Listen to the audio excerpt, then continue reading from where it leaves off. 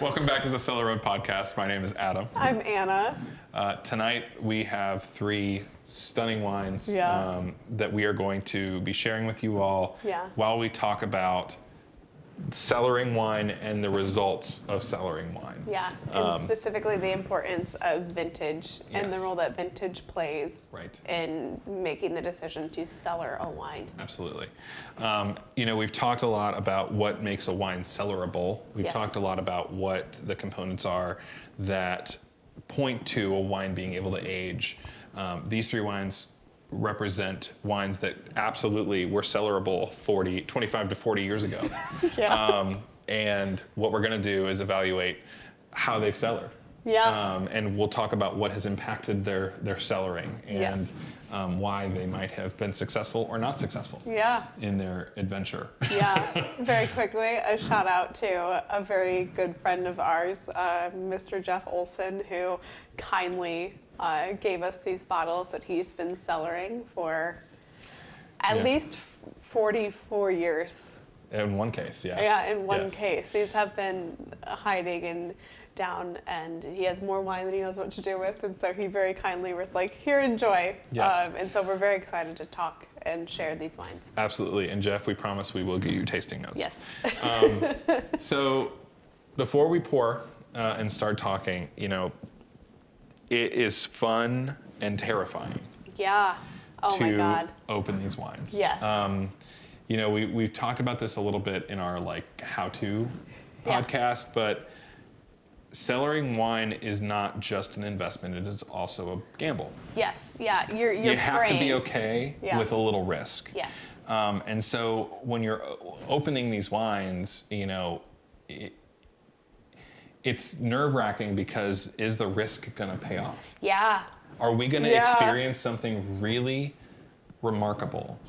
Because that's what it is when you cellar a wine well. It's remarkable. Or are we going to experience what happens when you cellar a wine and it didn't work? We're about to find out based on smelling corks. We've opened with the Durand to preserve the wine as much as possible and protect the cork. We have nosed the cork. So why did we nose the cork? Because nosing the cork gives you your first indicator if there's going to be a problem. We have nosed the wines. We're really optimistic about two of them. We're really scared about one of them. Correct. Just straight up. So we're going to go ahead and dive in a little bit. We're going to start with the youngest of the bunch. We are going to start with the youngest, so we're going to start with a wine that comes to us from the Rhone. This is Chateauneuf de Pape. Look at the color. Look at the color of that wine. Wow, this is... So this is a varietal famous in the Southern Rhone. No, so Chateauneuf de Pape's a region. So this is a region in the Southern Rhone. Named after the Pope. Named after the Pope. That is correct. So traditionally, I think there could be 16 grapes blended into Chateauneuf de Pape, but the standard is going to be the GSM blend. So Grenache, Syrah, Mourvedre. That's right. As you can see already, so this wine is 1998? Yes. 1998. So we have some age here, right? And you can see it immediately on the color. 26 years old. The color of this wine tells you immediately that it is aged. When red wines get older, they lose color. When white wines get older, they gain color. So this red wine has started to lose a little bit of its hue and a little bit of its brilliance. And that's not a bad thing. Because even on the edge, you can see the color has fallen out. We're a little bit brown and bricky red. Ruddy. And that's not really a big concern. No. This is just a sign of There's age. nothing concerning at all about the color on this wine. All this is signaling is that we have an aged wine. Right. I think if anything, if I'm being really discerning, I will say I think the clarity of the wine is a little less ideal than the color. But it's a little that hazy. doesn't necessarily mean anything to do with how the wine will taste. So we've talked a lot about tasting notes on the nose, on the palate, secondary and primary, secondary, tertiary notes. Yeah. When you age it, basically what happens is as you age a wine, the secondary and tertiary notes start to come forward and then take over. You're still going to have some fruit. Yeah. You're still going to have that backbone of primary. Yeah. But secondary and tertiary really start to join the party. It's really the tertiary notes. The secondary comes from barrel. Right. Yeah, so secondary comes from notes outside of the grape itself. Right. But what we're really seeing is the primary notes develop into the tertiary notes, because primary come from the grape immediately. Right.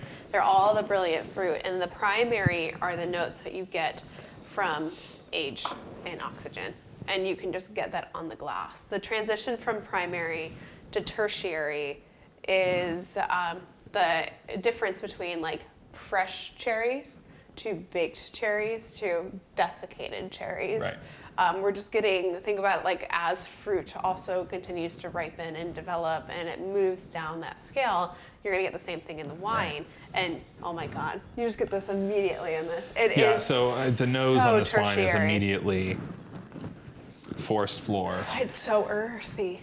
Forest floor, It's moss. moss. It is.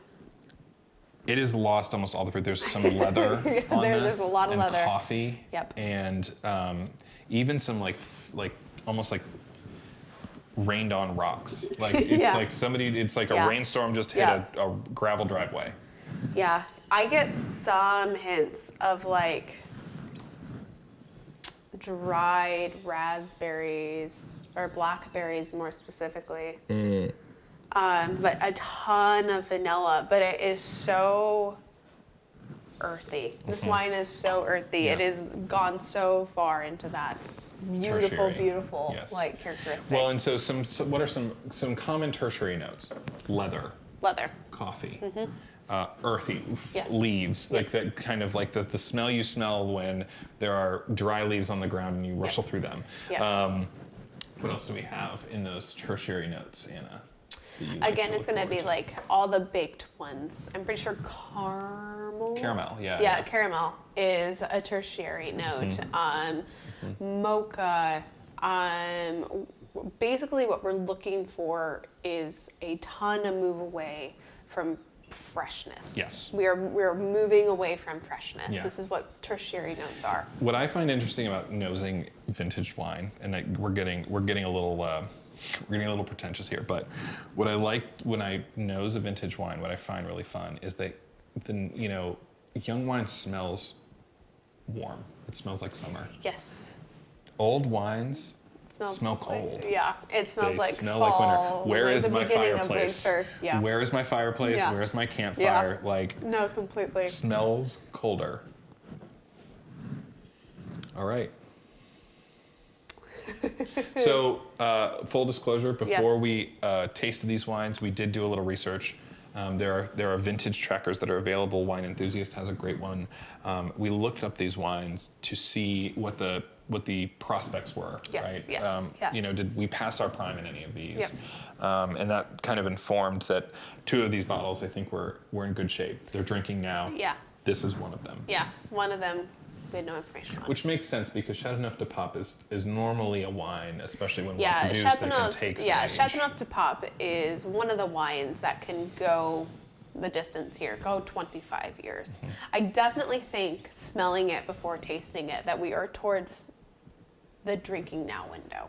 Oh yeah, I mean, and that was clear. Yes. On the vintage tracker. It was like drink immediately. Yeah, drink now. So we're right at the end of the lifestyle. Yeah, the we lifetime are here. doing it a disservice. And so drink now we shall. Yes.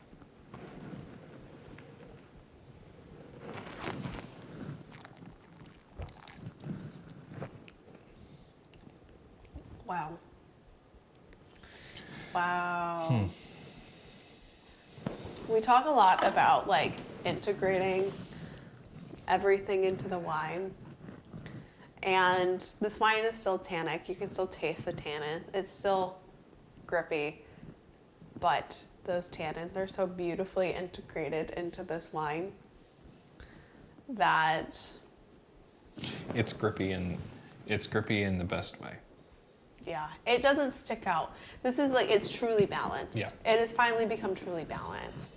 And nothing about it stands out. The acidity is still like medium, which is what I would expect on a Chateauneuf du Pape in general. Right. Medium. What's interesting about this is the nose has lost all of the fruit. Yeah. Maybe to your point, maybe some like blackberry. Some plum blackberry somewhere. and plum, or Yeah. some frozen raspberry. You know, Yeah. those types of notes. On the palate, this is fruity and jammy and fabulous. Yeah. It has retained its youth on the palate. Yeah. Wow. While being informed and shaped by these tertiary notes that are stunning. It almost has a smokiness to it. It definitely has. It has like a smoked meat or like a jerky, which is also a tertiary note that no, comes completely. out. Like my first thought on this wine is that it's bloody. Mm-hmm. It's bloody. Mm-hmm. It's irony. Wow. But like in a beautiful way. Yeah, that's incredible. Yeah.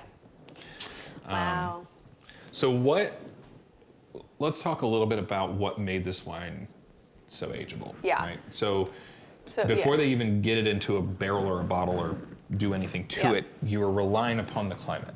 Yeah, I mean, there's lots of things that we're relying on when it comes to like looking for a wine that can go the distance and can be aged, such as, we've talked about region, we've talked about grape, but like the year, the vintage plays such an important role in aging wine. Right. I, as a general rule, do not care about vintage. Like when it comes to my everyday wines and wines that I'm drinking every day, I do not care about vintage. Right. But I do care about vintage when it comes to a wine that I'm going to put in my cellar, because that growing condition, the year in which those grapes were grown, is incredibly important. Mm-hmm. How hot was it? Was it rainy? Did it rain during a harvest?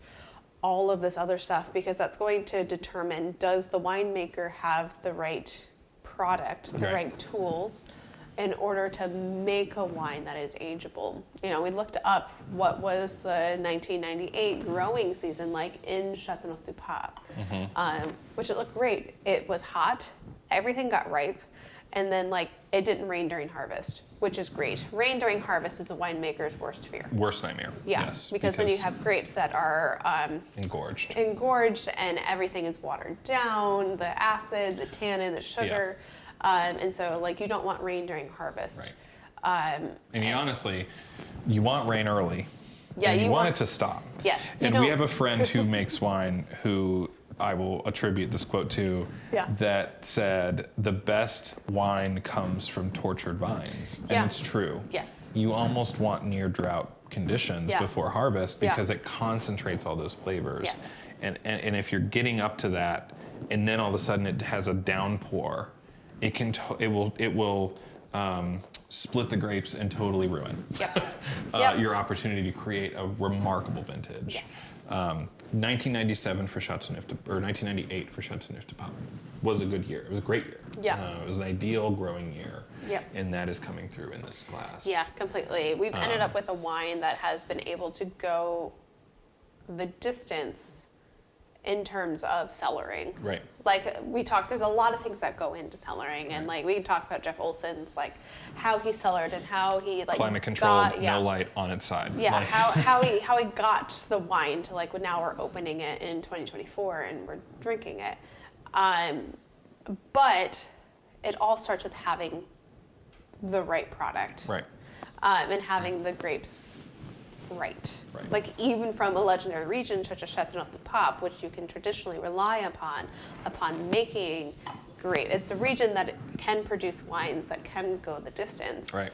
But then it's also okay, do you have the vintage, are the growing conditions right, and so that you can take a wine, not 15 years, but 25 years. Right. Yeah, exactly. Yeah. Yeah. So it worked. I mean, this is an example of what happens when you do it well. Yes. And you pay attention to the signs, which are how is the vintage, how is the weather, how is the harvest, what are they saying? Yeah. There's no shame in seeking those resources. No. And there's no reason not to. Yes. I mean, seek the resource. Yep. The Wine Enthusiast is one of the premier wine publications in the world. They have a vintage tracker for a reason. Use it. Yes. We did. Yes. Yeah, we did. Should we move on to another? I was just going to say, to move on to another phenomenal growing season, we're moving to the New World. Yeah. And enjoying a 1997 Cabernet Sauvignon from Napa Valley. Yeah. So 97 in Napa was an exceptional year. Yeah. And so we're going to see how this wine did. Yeah. Look at the color on that wine. Okay, so this just looks so much younger. It looks so much younger. This was the one when we opened these wines and nosed them. Yeah, that I was like, oh. The cork had like. The cork was flawless. Yeah, the cork had almost no bleeding in it. Oh my God. I mean, like, I haven't even smelled it yet, but on the rim, it's barely rusty. It's barely brown, barely indicating any age. It has lost so little color. Yeah. And, like, the color bleed is so unremarkable. I mean, it looks younger than it is. Yes. Remarkably it looks a lot younger than what it is. Oh my God, and even on the nose, it doesn't even smell that old. And you definitely get the tertiary notes coming through. It is definitely baked cherries. Yes. But it is still so lively. Like, the floral notes have not died out of this yet. I am literally salivating smelling this wine. Oh my God. That is beautifully like macerated cherry. Yep. Bing cherries. Yep. Macerated Bing cherries. It is But it's leather. also like cherry blossoms. Yes. Yes. There is a floral note that kind of the fat. It kind of like skirts the edges, right? Yeah. Like you're like, oh, big cherry. Yeah. There's a floral note here. Yeah, and the fact that that's still in here Is speaks insane. so much. Insane. Wow. All right, I'm not waiting any longer. I mean, it's definitely like chocolatey. I still get the alcohol on it. I don't know what the alcohol on it is. That's just stupid good. Oh my God. Wow. Wow. That is exceptional wine. Yeah. Yeah. That's crazy. The fact that that is so lively on the palate is shocking to me. That wine could age another 20 years. Yeah. I honest to God. No, I'm going to call Jeff after this and say, if you have any more of those bottles, let them sit for 20. Yeah. And we'll revisit. Yeah. Because that is young. Yeah. And that just speaks to hot. I mean, it was hot in Napa that year. So the primary note on the vintage report was it was 97, 98 degrees for like or more for the entire summer. And so hot wine or hot growing region that is a key component. Yep. Heat is a key component to producing product that can go getting the grapes distance. ripe. Absolutely. And it was hot.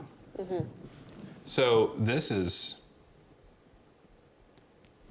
not. I would not guess that this wine has been aged for 24 years.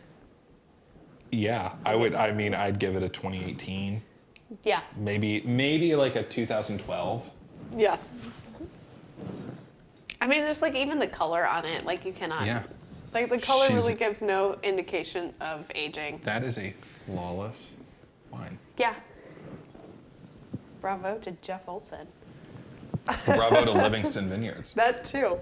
I don't even know if you still exist, but you did a great job. Stanley selection. Good job, Stanley. You selected well. That's incredibly impressive. Our producer's mad because she doesn't have any. I am rarely lost for words. I'm also very rarely lost for words when it comes with wine. I have absolutely no notes other than that is exceptional. I'm very confused. This is what I will say. I'm very confused. I mean, I'm confused.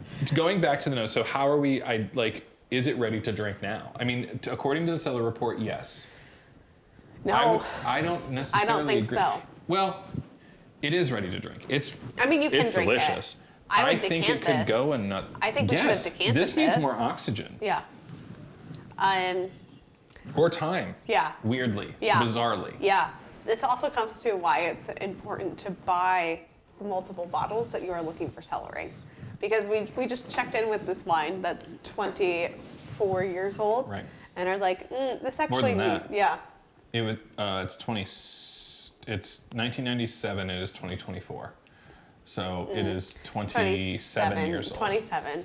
I'm just choosing to ignore time. Aren't we all? Yeah, the fact that it's 27 years old and still tastes this young.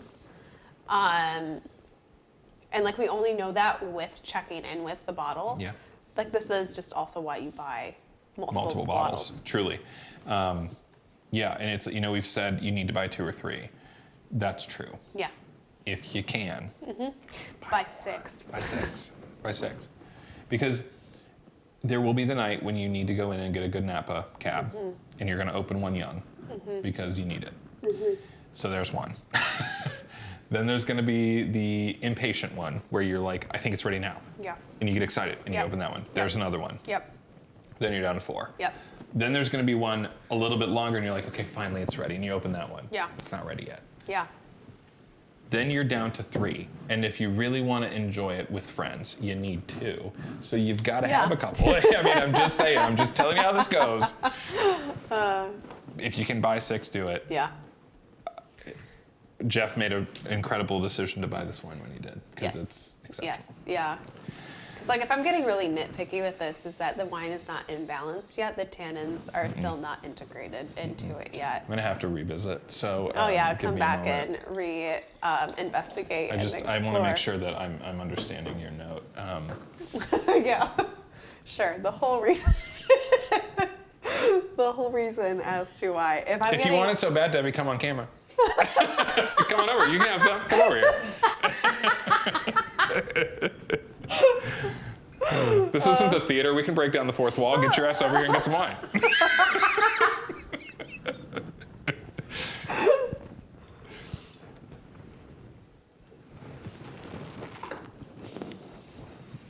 Oh my God.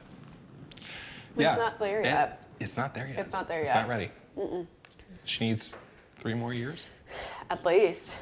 That is bold wine, acidic wine. Yeah. Good. It's lively. Again, I used the word flawless and I meant it. I was not speaking out of both sides of my mouth here. It is flawless, but whew. Wow. Okay, number 3. Number 3. Number 3 is the scary So, one. disclaimer to our viewers. Our third wine is a 1981 Pinot Noir from Sonoma, California. Yeah. Every single resource we could find about this particular vintage, this particular year, varietal, and location indicate to us that it is well past its prime. Yep.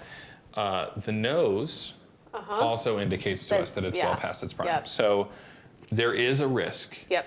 when you cellar to Yes. take it too far. Yes. Thinking that you're doing something exciting Yep. and the risk doesn't necessarily pay off. Yeah. I think we're both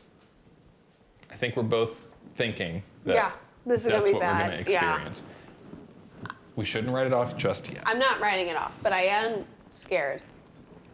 I am genuinely scared. Allow me. Please. Oh. That color. So I will say, before,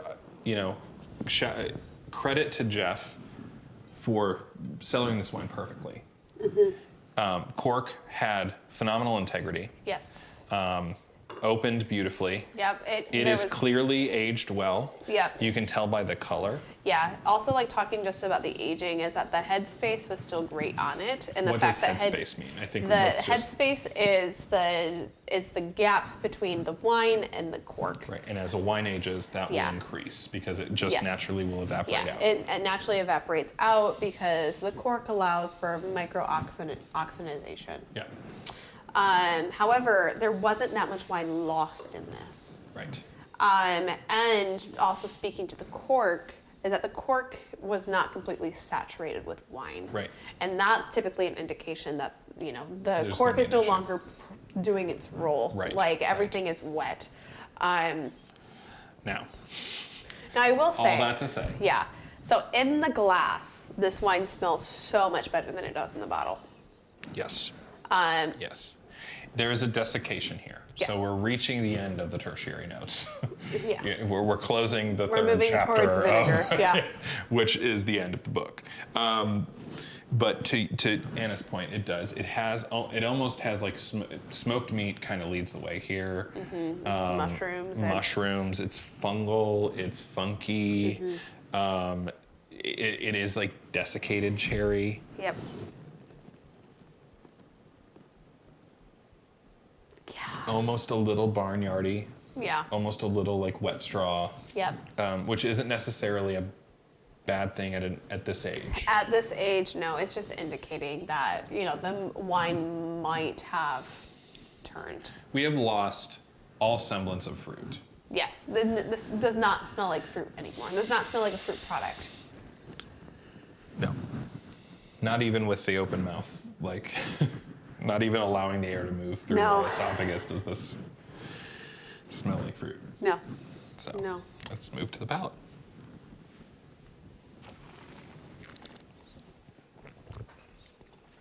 But you know what? It tastes like Pinot. That It tastes like Pinot. That is 2 years. I'm so shocked. That is 2 years away from being a really delicious vinaigrette. Yeah.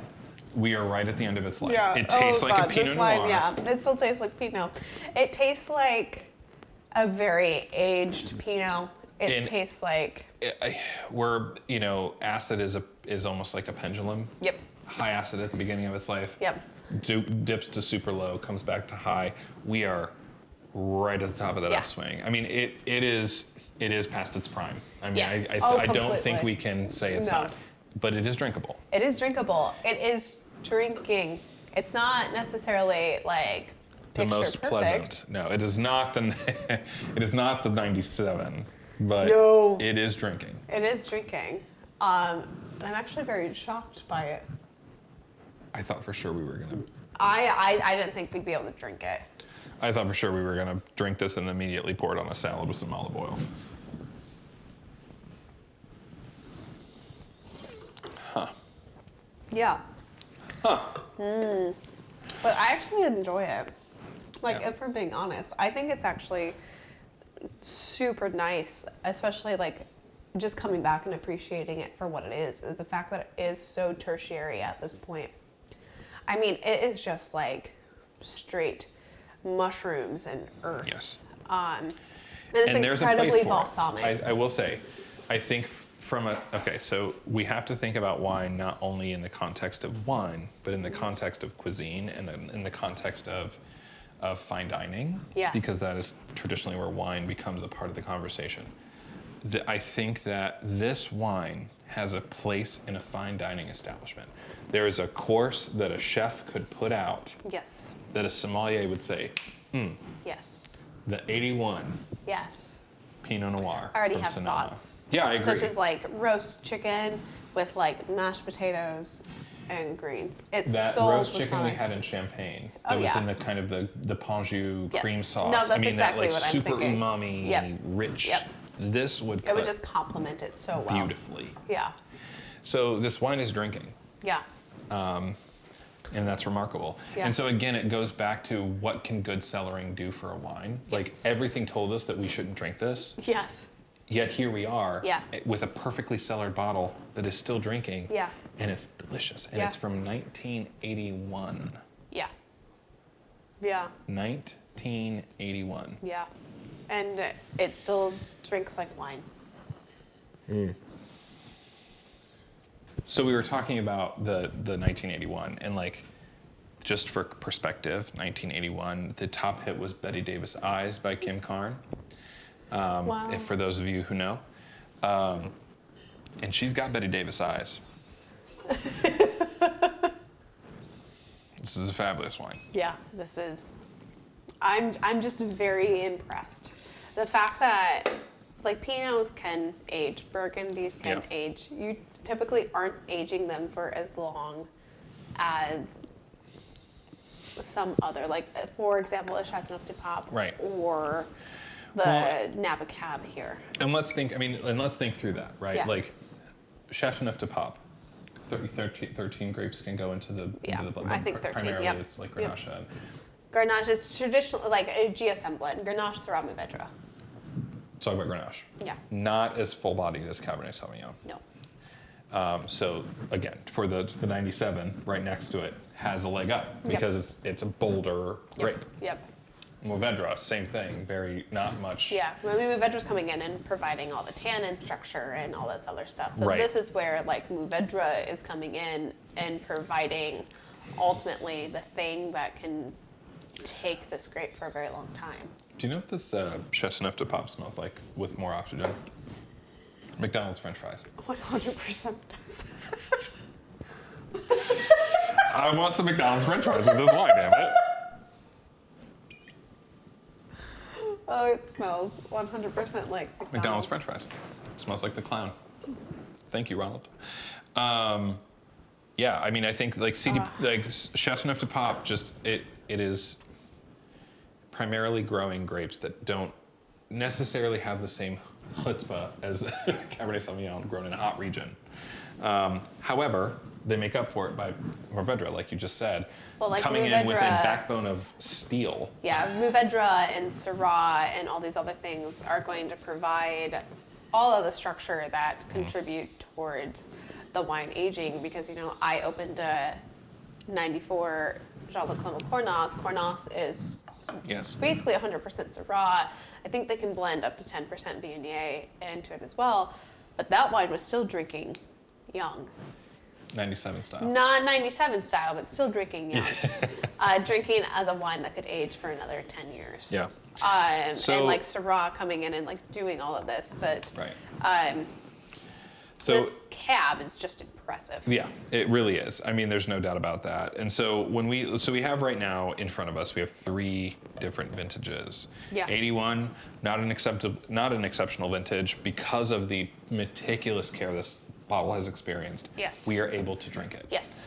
97 in Napa. Yeah. A great year. Yes. Yes. We are reaping the benefits of that. Yes. 98 in Chateauneuf de Pape, another pretty decent year. We are experiencing a pretty decent wine. Yes. All 3 of them drinking, all 3 of them ready for food. Yep. I think probably maybe 2 of them very consumable without, very enjoyable without food. Yeah.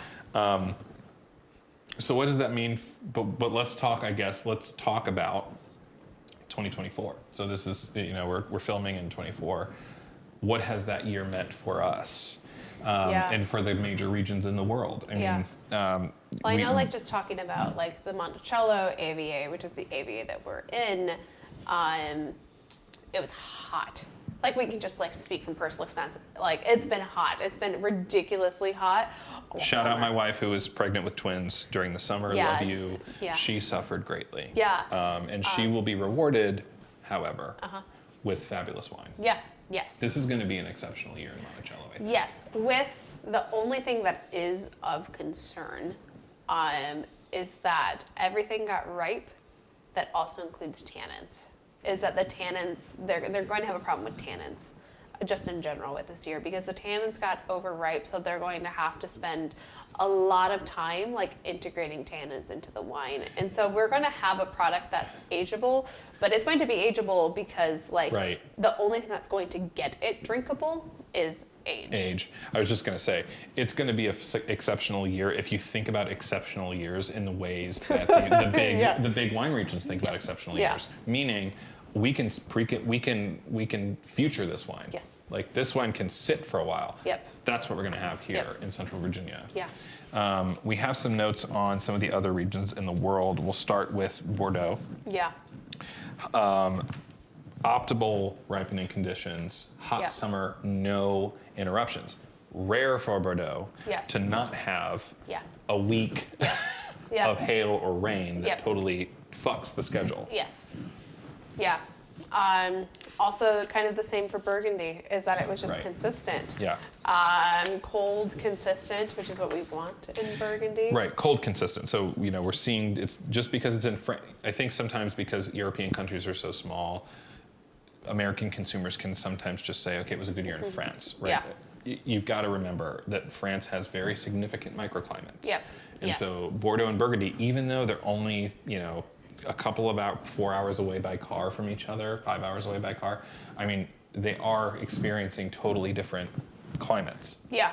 Yeah, and so I know they're particularly, I think Chablis is one place in particular to look out for the 24 vintage, which we'll see, what it looks Which like. I'm excited about. Yes. Yes. Barolo and Barbaresco, so we're in the Piedmont of Italy. It looks like we had an exceptional vintage if you love Nebbiolo. Yep. That's because there was a really nice kind of solid period for ripening. The conditions just really stayed consistent and gave it that homeostasis it needed Yep. in the right part of the summer. Yep. To make sure that the wine was going to be exceptional. So Yep. we're going to have a good year there. Yep. Moving on to one of our favorite regions. Champagne. And whatever's good for Chablis is typically good for Champagne. Yep. So, Yes. yeah. Yeah. I literally, as I just say, France has microclimates. Don't just assume all of France is good. If Chablis is good, Champagne's probably good because they're neighbors. Yeah. They literally border each other. Right. Wasn't Chablis taken from Champagne Yes. or Yeah. vice versa? Yeah, Yes, right. yes. So Chablis was taken. Chablis is like the stepchild of Burgundy. Right. It's so far north from everywhere else in Yes. Burgundy. Yes.